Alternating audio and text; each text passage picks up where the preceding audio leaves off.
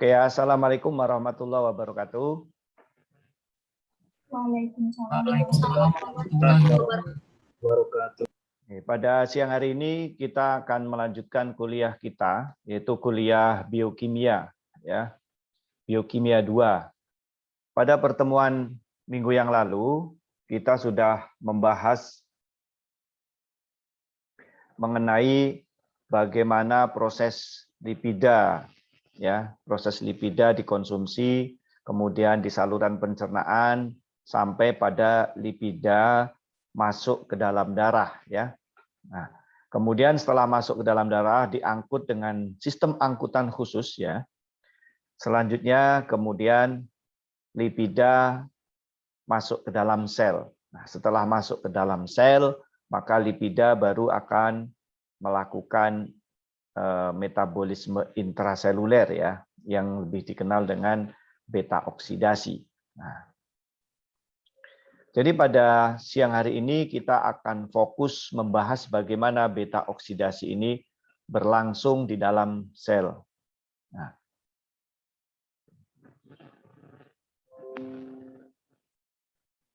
oke ya.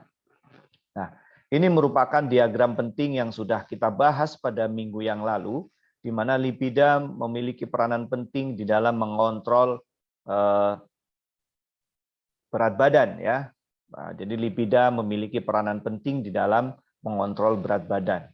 Nah, jadi kalau Anda perhatikan apapun yang dikonsumsi, ya, konsumsi itu bisa berasal dari karbohidrat, ya, kemudian bisa berasal dari protein, kemudian akan masuk masing-masing dalam siklus. Kalau karbohidrat dia akan glikolisis dan hasil akhirnya adalah asam pirufat.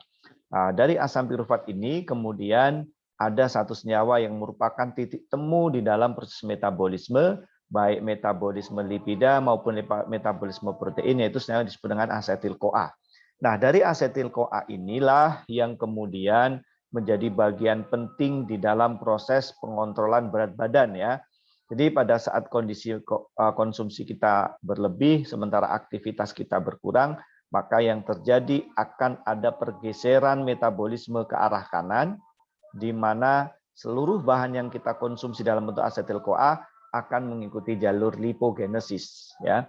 Demikian juga dengan protein di mana akan melalui proses pembuangan nitrogen dan kemudian bisa masuk ke siklus TCA melalui beberapa jalur, ya.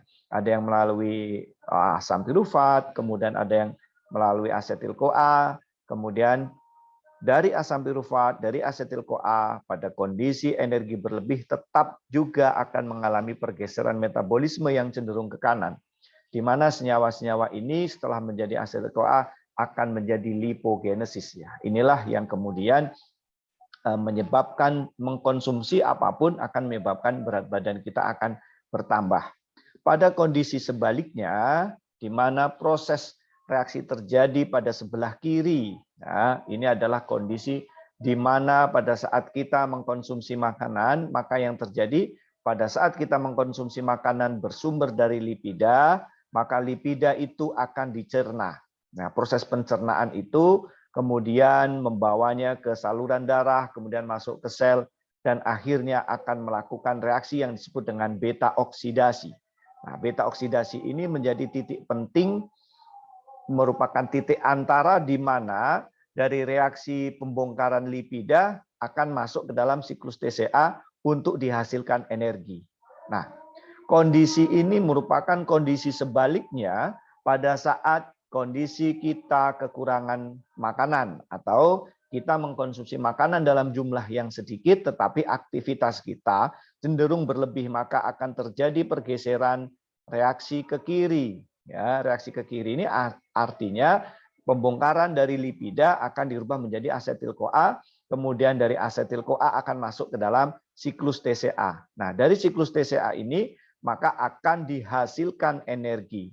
Semakin sedikit kita mengkonsumsi makanan, ya, baik itu dalam bentuk karbohidrat maupun mengkonsumsi dalam bentuk protein, sementara energi yang dikeluarkan ini jumlahnya besar, maka semakin banyak pula lipida yang akan dibongkar, ya.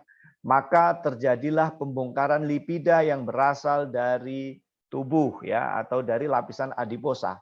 Nah, pembongkaran lipida dari lapisan adiposa ini juga melalui beta oksidasi. Ya, dari beta oksidasi ini adalah pembongkaran lipida yang ada di dalam lapisan tubuh kita atau di bawah lapisan kulit, kemudian masuk ke beta oksidasi, kemudian selanjutnya akan dihasilkan asetil-CoA, baru dihasilkan energi. Dengan demikian, pada saat konsumsi kita kurang, aktivitasnya berlebih, tentu akan dilakukan proses pembongkaran lipida dari lipida tubuh.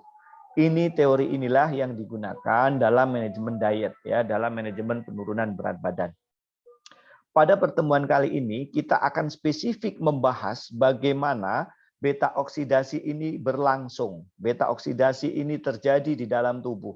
Tetapi bahan bakunya yang akan saya jelaskan bukan berasal dari lipida tubuh, tetapi berasal dari lipida yang kita konsumsi. Karena kemarin kita sudah membahas bagaimana pada saat kita mengkonsumsi makanan, kondisi makanan itu mengandung lipida, maka tentu lipida itu akan melalui jalur metabolisme.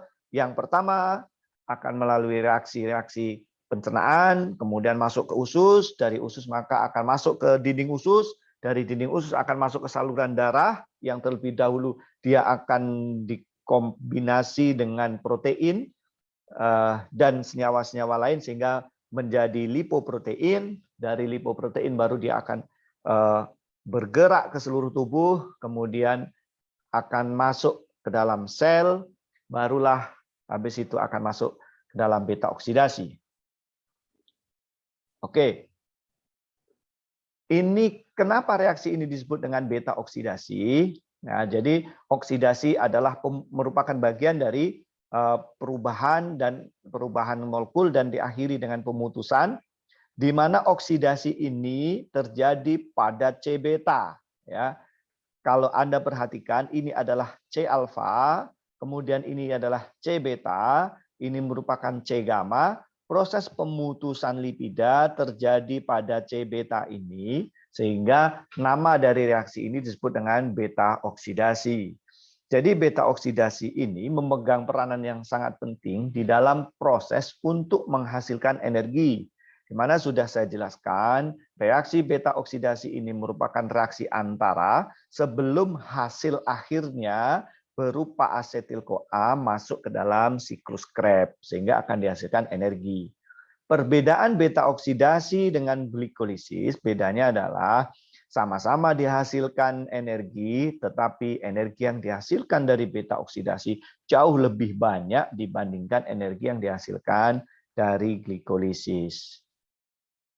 Oke ya. Nah, ini beberapa penjelasan mengenai beta oksidasi ya. Oksidasi LCF atau launching fatty acid, jalur metabolisme menghasilkan energi utama pada hewan ya, terutama pada protista dan beberapa bakteri. Nah, elektron yang dihasilkan dari reaksi oksidasi fatty acid atau oksidasi hasil lipida, jadi hasil oksidasi lipida, elektronnya akan melalui rantai respirasi pada mitokondria. Jadi maksudnya begini, dari hasil oksidasi beta oksidasi tentu akan menghasilkan beberapa elektron yang kemudian nanti akan dikonversi menjadi energi. Proses perubahan energi dari oksidasi elektron yang terjadi pada fatty acid, dia akan melalui jalur-jalur sebagaimana jalur karbohidrat. Tentu dia akan menghasilkan transfer elektron. Kemudian tentu dia akan melalui siklus TCA. Ya, jadi sama-sama elektron yang dihasilkan dari oksidasi fatty acid sama hasilnya, sama persis jalur dengan yang dihasilkan dari oksidasi elektron yang dihasilkan dari glikolisis. Ya, sama-sama dia akan masuk ke siklus TCA, kemudian sama-sama akan melalui transfer elektron dan sama-sama akan menghasilkan energi. Karena dari hasil proses oksidasi beta pada fatty acid ini dihasilkan jumlah elektron lebih banyak, maka tentu energi yang dihasilkan juga akan lebih banyak ya. Oke. Nah, jadi pada oksidasi beta oksidasi ini sebenarnya ada 3 tahapan ya. Jadi ada 3 tahapan beta oksidasi ya, di mana proses beta oksidasi kemarin sudah saya jelaskan terjadi pada mitokondria ya. Jadi sekali lagi proses beta oksidasi terjadi pada mitokondria. Kemarin sudah saya jelaskan bagaimana asam lemak atau fatty acid masuk ke dalam sel, kemudian dari sel terutama pada sitoplasma, kemudian akan masuk ke dalam mitokondria, dia harus melalui membran ya. Jadi membran itu ada 2 tempat. Yang pertama adalah membran luar, kemudian dari membran luar itu akan masuk ke dalam membran dalam ya. Jadi terjadinya pada mitokondria pada matrik bagian dalam, di mana setiap perpindahan yang pertama dari sitoplasma ke mitokondria, terutama pada membran luar, maka dibutuhkan 1 ATP. Kemudian setelah itu pindah ke matrik bagian dalam, juga akan dibutuhkan 1 ATP. Sehingga pada proses beta oksidasi ini, di awal sudah dipungut 2 ATP, yang nanti pada saat kita menghitung energi bersih, tentu akan dikurangi 2 ATP. Ya. Nah, dari oksidasi long chain fatty acid ini atau LCFA, maka akan dihasilkan senyawa 2 molekul C ya, atau 2C molekul yang dihasilkan dari oksidasi long chain fatty acid dalam bentuk senyawa asetil-CoA yang dipotong pada posisi C beta sehingga disebut dengan beta oksidasi ya. Kemudian oksidasi selanjutnya dari asetil-CoA akan dioksidasi lebih lanjut menjadi CO2 ya, kemudian dan H2O. Reaksi ini terjadi pada siklus Krebs ya, atau siklus TCA ya. Jadi hasil oksidasinya, proses oksidasi lanjutan dari beta oksidasi terjadi pada siklus Krebs ya. Nah, hasil akhirnya tentu akan dioksidasi menjadi CO2 dan H2O serta energi. Kemudian elektron yang dihasilkan dari siklus Krebs atau siklus TCA selanjutnya akan masuk ke transfer elektron ya, akan masuk ke dalam transfer elektron di mana H plusnya kemudian akan dikonjugasi dengan OH sehingga H plus dan OH akan menjadi H2O ya. Jadi sehingga kalau misalnya kita membuat reaksi oksidasi dari C6 H12O6 kemudian melalui beta oksidasi sempurna, maka akan dihasilkan CO2 plus H2O. Nah, CO2-nya di mana? CO2-nya ini akan dihasilkan dari siklus TCA, ya, maka akan dihasilkan CO2. Nanti saya akan tunjukkan titik-titik di mana saja dihasilkan CO2. Sementara plus H2O, H2O-nya dihasilkan di mana? H2O-nya tentu dihasilkan dari transfer elektron, ya, karena setiap H plus yang dihasilkan dari oksidasi pada siklus TCA seperti pada FADH2 atau NADH2, maka H-nya nanti akan dilepas, kemudian nanti akan masuk ke dalam transfer elektron, kemudian akan dikonjugasi dengan senyawa OH, akan dihasilkan senyawa H2O. Sehingga kalau misalnya Anda membuat reaksi lengkap, kemudian ditanya CO2-nya dari mana, ini akan dihasilkan dari siklus TCA. Dan H2O-nya dari mana? H2O dihasilkan dari transfer elektron.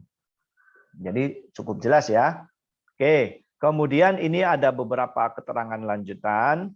Jadi beta oksidasi ini setelah memasuki sel, kemarin sudah saya jelaskan lebih lanjut bagaimana sel masuk, bagaimana fatty acid atau asam lemak masuk ke dalam sel. Kemudian setelah itu dia akan masuk ke matrik mitokondria. Ya, mitokondria itu ada 2 matrik luar dan matrik dalam. Oke.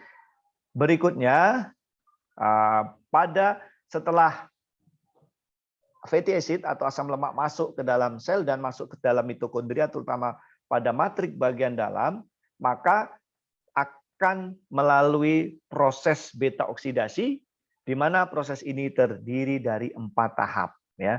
Jadi beta oksidasi ini adalah reaksi yang berulang-ulang sampai jumlah C-nya habis. Ya. Jadi kalau kita punya C16, maka akan terjadi pemotongan 2, 2, 2, 2. Sehingga akan dihasilkan 6, kalau kita punya 16, maka akan dihasilkan 8 asetil-CoA. Jadi hasilnya adalah 8 asetil-CoA. Setiap sekali pemutusan asetil-CoA, sekali lagi, setiap sekali pemutusan asetil-CoA ini harus melalui 4 tahap ini, ya. Jadi kalau kita punya C16, saya gambarkan seperti ini, misalnya ini C ini OH, kemudian ada 16, maka ini C1, 2, 3, 4, 5, 6, 7, 8, 9, 10, 11, 12, 13, 14, 15, 16, ya. Maka akan terjadi pemutusan dua-dua. Oke, 1 di sini, berikutnya 2 lagi di sini, berikutnya 2 lagi di sini, ya. Nah, oke, berikutnya 2 lagi di sini. Nah, dan seterusnya. Setiap sekali pemutusan ini, maka dia ini sekali pemutusan, ini pemutusan pertama, ini pemutusan kedua, ini pemutusan ketiga, dan seterusnya. Setiap satu kali pemutusan ini, maka reaksi ini harus melalui 4 tahap ini. Degradasi, hidratasi, dehidrogenasi, hidrolisis. Putus. Oke. Kemudian masuk lagi ke mesin alat pemutus lagi. Akan melalui tahapan lagi, dehidrogenasi, hidratasi, dehidrogenasi, diolisis, putus lagi. Kemudian masuk lagi ke dalam siklus lagi, akan melalui tahap dehidrogenasi, kemudian hidratasi, kemudian akan dehidrogenasi kembali, kemudian akan diolisis, kemudian putus. Nah, sekali pemutusan siklus TCA ini disebut dengan satu siklus pemutusan. Ya, namanya satu siklus pemutusan. Jadi kalau kita punya 6 C16, maka otomatis dia akan masuk ke dalam siklus sebanyak 7 kali, ya. Karena masuk ke siklus, ya, masuk ke siklus akan diputus 1C. Kemudian masuk ke siklus kedua diputus 2C. Masuk ke siklus ketiga diputus dan seterusnya sampai habis. Nah, itulah yang disebut dengan siklus beta oksidasi. Oke, nanti saya akan kasih contoh. Berapa jumlah reaksi yang dibutuhkan untuk menghidrolisis asam palmitat atau C16 menjadi asetil-CoA semua? Nah, ini pertanyaan dan ini yang nanti yang akan kita bahas, yang akan kita bahas dan tahapannya bagaimana. Oke ya. Oke, berikutnya.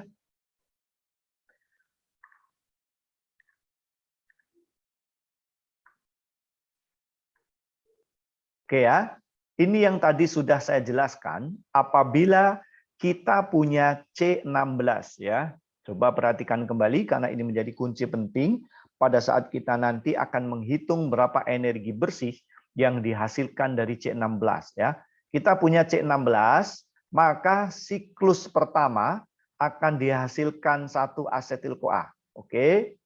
Sehingga akan menghasilkan 1 asetil-CoA dan 14C. Oke, berarti ini masuk ke dalam siklus pertama. Oke, kemudian siklus kedua, maka otomatis dia akan menghasilkan 1 asetil-CoA juga dan 12C. Kenapa menjadi 12C? Karena 2C tadi sudah diputus.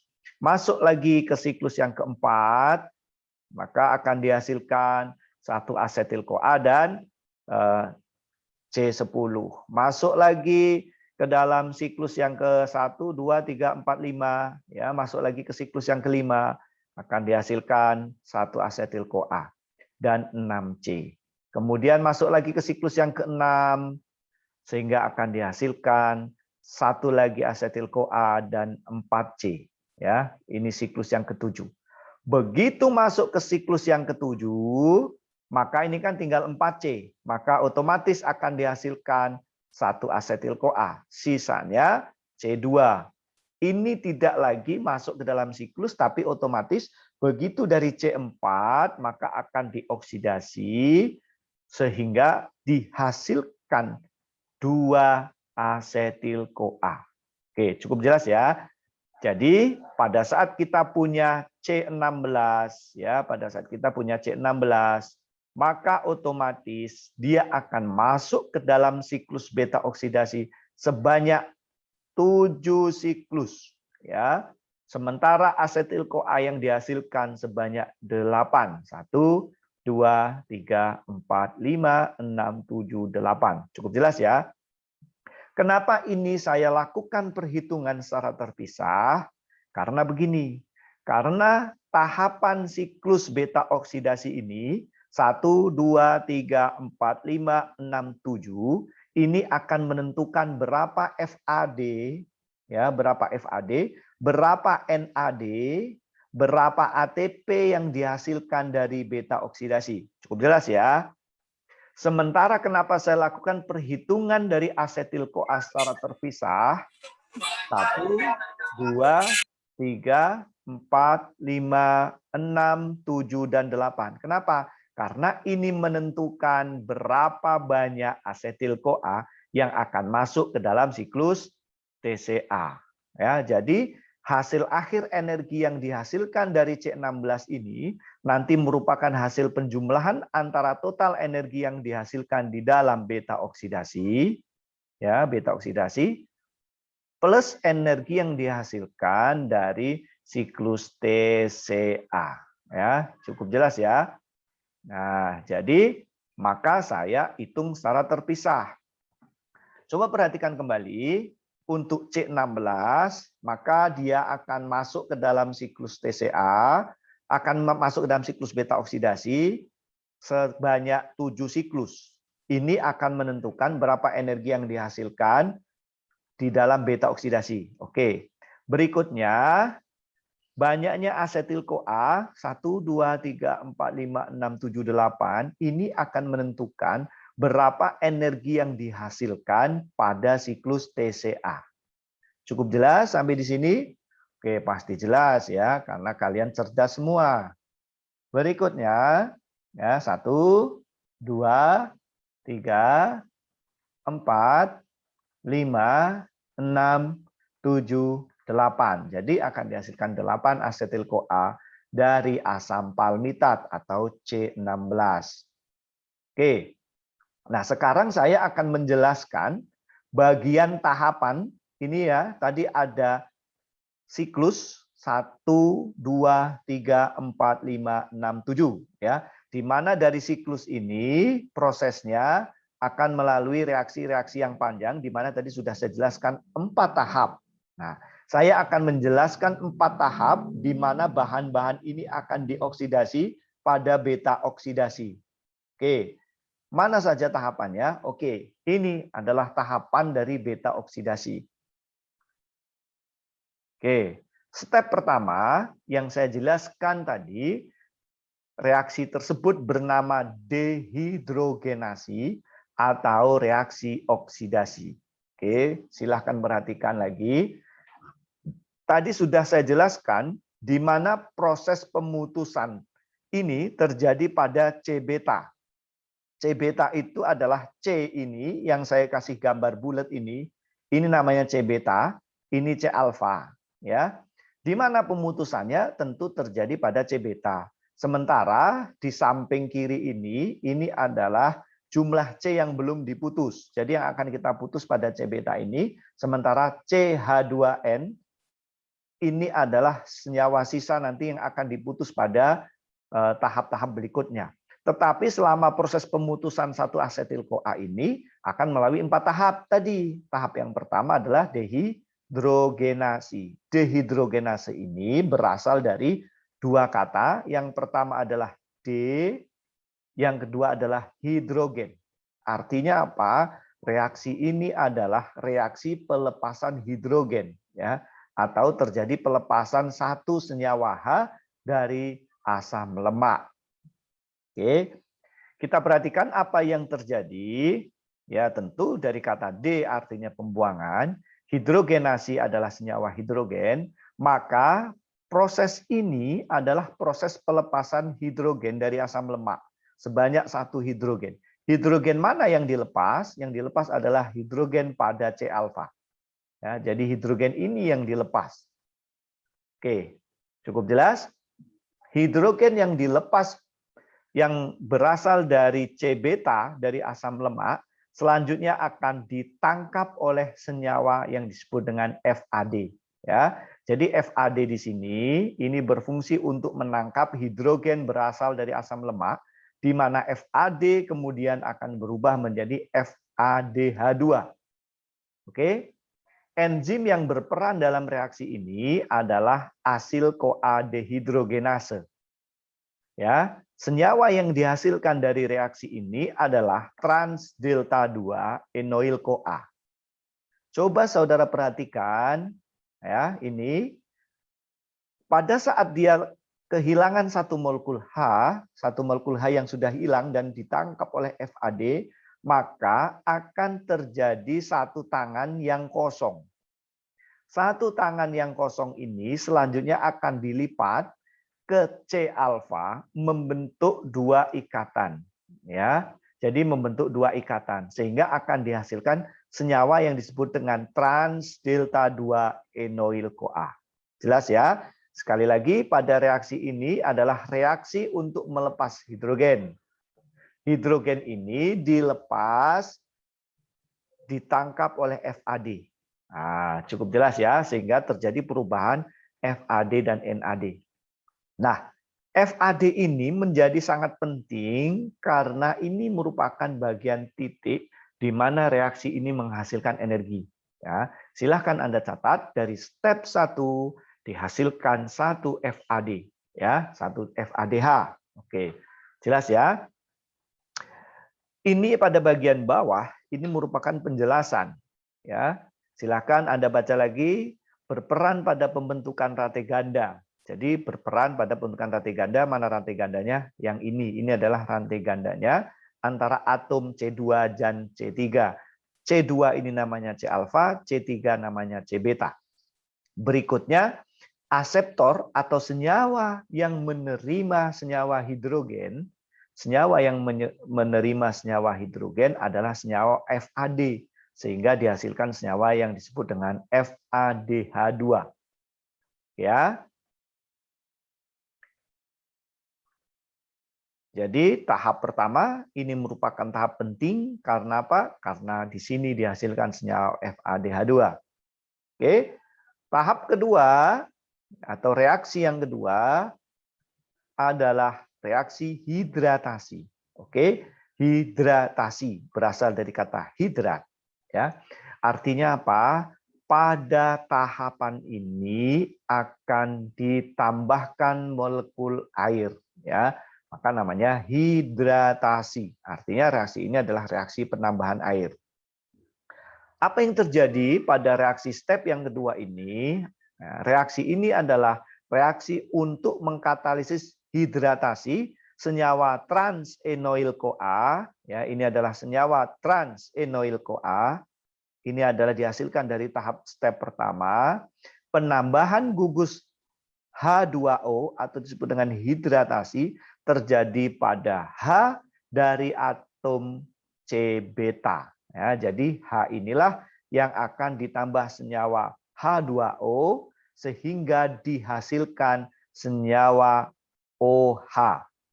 Ya, silahkan perhatikan awalnya senyawa ini adalah senyawa H, sementara tangan yang di atas ini adalah kosong. Ya, ini kosong. Setelah ditambahkan senyawa OH, maka akan menjadi senyawa OH. Ini sementara yang H ini akan tetap H. Yang tangan tadinya kosong menjadi OH. Oke, cukup jelas. Jadi senyawa OH ini ditambahkan pada C beta. Nah, reaksi ini dibantu oleh enzim yang namanya enoil CoA hidratase. Berikutnya dari hasil reaksi ini akan dihasilkan senyawa yang disebut 3L hidroksiasil CoA, ya, 3L hidroksiasil CoA. Dari reaksi ini tidak dihasilkan FAD, tidak dihasilkan NAD, tidak juga dihasilkan ATP. Oke, tahapan berikutnya adalah reaksi yang ketiga yang disebut dengan dehidrogenasi. D, pembuangan, hidrogenasi adalah hidrogen. Jadi pada tahap ini adalah reaksi penghilangan hidrogen. Ya, oke. Dari senyawa 3L hidroksiasil CoA ini silahkan perhatikan adalah senyawa awalnya ini merupakan senyawa awalnya, akan dibuang senyawa OH-nya, ini akan dibuang senyawa hidrogennya. Sekali lagi akan dibuang senyawa hidrogen pada posisi senyawa OH dan H. Ini ya dari C alfa dari C beta. Nah, senyawa H yang dibuang sebanyak 2 molekul ini selanjutnya akan ditangkap oleh NAD. Ini ya, NAD yang menangkapnya. Jadi NAD akan menangkap senyawa H sebanyak 2 sehingga akan dihasilkan senyawa NADH2. Oke, enzim yang berperan adalah hidroksiaksil-CoA dehidrogenase. Oke, cukup jelas ya. Dari reaksi ini akan dihasilkan satu NAD. Ya, jadi pada tahap pertama dihasilkan satu FAD, pada tahap kedua tidak dihasilkan apa-apa, pada tahap ketiga dihasilkan satu NAD. Cukup jelas ya.